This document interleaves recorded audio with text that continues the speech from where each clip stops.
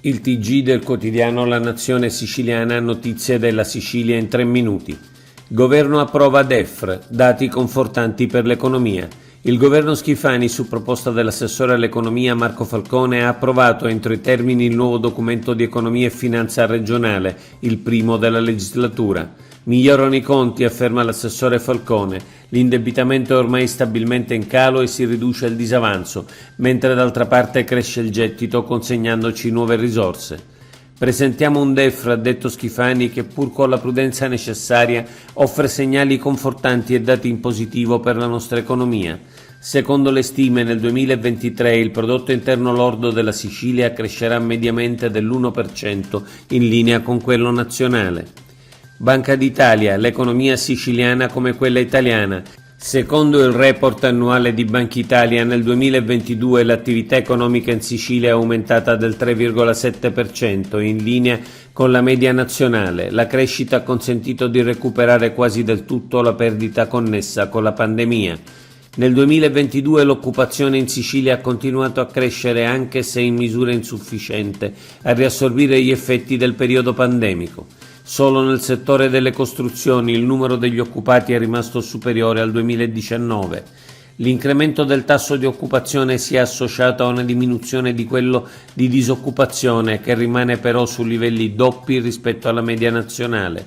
Il reddito delle famiglie nel 2022 è cresciuto a valori nominali, ma l'alto tasso di inflazione ne ha determinato una contrazione in termini reali.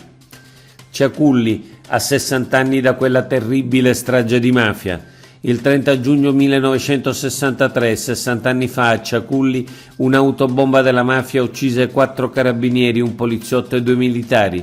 La Sicilia intera, ha detto il presidente Schifani, non dimentica il sacrificio di quei servitori dello Stato vittime della violenza stragista della mafia e ne onora con gratitudine la memoria. Diga Pietrarrossa, dopo quasi 30 anni ripartono i lavori. Firmato il contratto con le imprese aggiudicatarie dei lavori di completamento della diga Pietrarrossa, a cavallo delle province di Enna e di Catania. Si tratta di lavori per 47 milioni di euro finanziati dal PNRR, che al loro completamento nel 2026 porteranno 45 milioni di metri cubi d'acqua in più per l'irrigazione di 17.500 ettari della piana di Catania.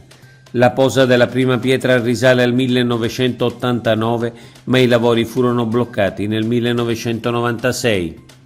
Vittoria, non era mafia, assoluzione totale 6 anni dopo, assolti dopo 6 anni di tribolazione da tutti i reati che erano stati loro contestati, perché il fatto non sussiste. Lo stesso PM aveva smontato l'accusa e chiesto in gran parte l'assoluzione. Erano stati accusati di voto di scambio con la mafia e vari altri reati. Sono l'ex sindaco di Vittoria, Giuseppe Nicosia, il fratello Fabio e altri 5 esponenti politici. Su quelle accuse fu sciolto il comune di Vittoria e sono state maciullate vite e carriere politiche. Quanta superficialità e quanto giustizialismo, non aggiungiamo altro. Domani ingresso gratuito ai musei siciliani. Musei aperti e gratuiti domani in Sicilia come ogni prima domenica del mese, per decisione dell'assessorato regionale ai beni culturali. Accesso gratuito anche nei 14 parchi archeologici siciliani.